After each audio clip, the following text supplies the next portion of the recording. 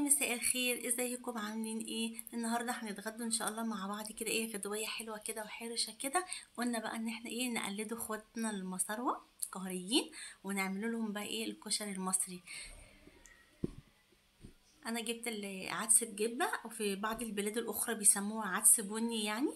جبته نقعته طبعا من قبلها بيوم، وكنت بغير الميه بتاعته كل شويه. جبت بصلايه هنا كده، قطعتها سلايس كده شرايح خفيفه بالقطاعه بتاعت الشيبسي، ورحت حاطه عليها معلقه دقيق ومعلقه نشا علشان يبقى مقرمش، عشان الناس اللي بتشتكي وتقول بنحمر بصله الكشري بتبقى طريه. لا يا حبيبتي، حطي لها معلقه دقيق معلقه نشا هتبقى زي الفل كده. جبت الطاسه بتاعتي وحطيت عليها شويه زيت، هنستنوا عليها لما تسخن شويه، وبعدين هنحط عليها البصله عشان تحمر كده. ما تعليش النار قوي علشان حاجتك ما تتحرقش كده ويبقى شكلها مش حلو. احنا عايزين اللون موحد كده ويبقى حلو، فخلي النار يعني وسط كده.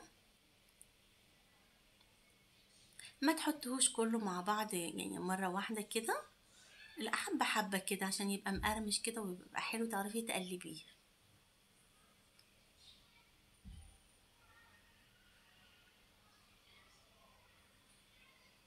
هنا البصلة اتحمرت اهي، بصوا شايفين لونها جميل ازاي ومقرمشة جدا جدا بقى. بصوا يعني كانت عاملة كده زي قطع الازاز كده وهي بتتكسر. انا جبت مكرونة حوا بتعجبني قوي بصراحة، بتبقى بتشبهني مكرونة روجينا. طبعا روجينا والامريكان والحاجات دي كلها غليت دلوقتي، فحوا جميلة قوي قوي قوي. انا صفيت العدس بتاعي، هنا جبت حل كده وحمرت فيها مكرونه شعريه، ورحت حاطه العدس طبعا لما بيبقى منقوع من بالليل وتصفيه بيبقى افضل بكتير قوي من انك تسلقيه نص سلقه او حاجه. هنا انا غسلت الرز بتاعي وهقلبه شويه كده قبل ما نحط عليه الميه بتاعته. نقلبوه كده شوية مع بعض، وبعدين هنحط عليه المية بتاعته. حطيها بس العيار بتاعك مظبوط علشان ما يبقاش ولا معجن منك ولا بيبقى ناشف منك. هو اولا يعني ايه، لو طلع معجن ملوش علاج بصراحة، لكن لو هو طلع ناشف شوية بتزودي حبة مية كده وانتي بتقلبيه، وتحطي له الملح بتاعه حسب ما انتي عايزاه، وخلاص على كده. انا طبعا هسيبه يغلي شويه كده، واول ما يشرب الميه بتاعته هنوطي عليه بقى النار كده، ويبقى على نار هاديه عشان ما يتحرقش منك ويبقى مستوي كده وطعمه حلو. هنا بقى ايه دي بقى ايه يعني الفوره بتاعت الكشري ده، دي الدقه اللي بنقوله عليها الدقه بالخل. دي انا جبت توم مفروم وحطيت عليها ملح وكزبره وكمون وخل وشويه ميه، وهحط والكزبره ناشفه على فكره. وهحط عليه كمان من الصلصه بتاعتنا دي، هحط عليها كمان معلقه. وما تنسوش يا حبايبي تحطوا رشة سكر كده وانتوا بتعملوا الصلصة، عشان الصلصة دايما بتعمل حموضة في المعدة، فلازم رشة السكر دي على اي مسبكات بتاعة الصلصة. هنا خلاص هو كان اتشرب مننا اهو. هنقلبوه تقليبتين كده كمان، وهنوطوا بقى عليه النار علشان يستوي على نار هادية كده ويطلع بقى كده مستوي وحلو.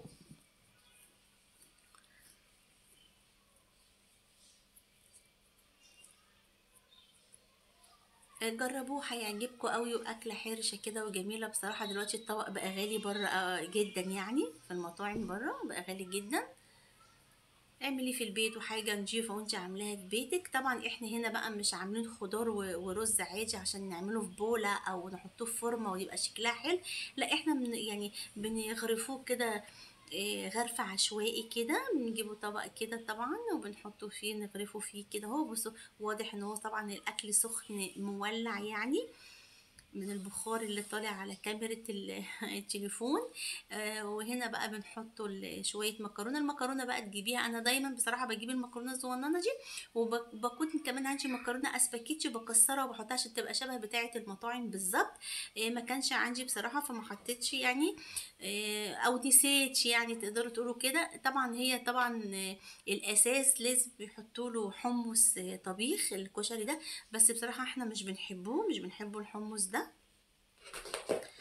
بس كده احنا غرفنا الرز. هو سهل يعني بس حرش وجميل جدا. احنا غرفنا الرز بالعدس بتاعنا بالمكرونة الشعرية كله في حلة واحدة، والمكرونه طبعا بتتسلق وبتصفيها، بتحط لها طبعا معلقتين زيت كده علشان ما تبقاش ماسكه ببعضها، دي نشويات طبعا، بتبقى مفرفره وحلوه زي ما انتم شايفين كده. وبعدين بنحط بقى الصلصه بتاعتنا، وهنجيب في الاخر بقى الدقه بتاعتنا الجميله دي، وتحطي فيها بقى زي ما انت عايزه. انا كمان خلي بالكم حاطه على الدقه وعلى الصلصه دي شويه بابريكا كده، بتدي طعم حلو ولون كمان. يا رب يكون الفيديو عجبكم، وان شاء الله لينا فيديوهات كتير قوي قوي قوي مع بعض ان شاء الله. اي حاجه هعملها حتى ولو بسيطه هصورها لكم وانزلها لكم. يا رب اكون خفيفه عليكم وتكون فيديوهاتي بتعجبكم. مع السلامه.